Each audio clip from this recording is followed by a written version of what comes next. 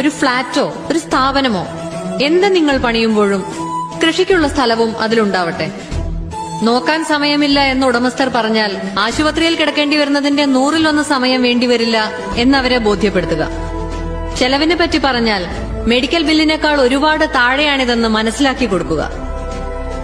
നമ്മുടെ തന്നെ വീടുകളിൽ, നമ്മുടെ തന്നെ ചുറ്റുവട്ടത്ത് നമ്മുടെ കുട്ടികൾക്കുള്ള ആഹാരം. ശിശുരോഗ വിദഗ്ധൻ അല്പം വിശ്രമിക്കട്ടെ.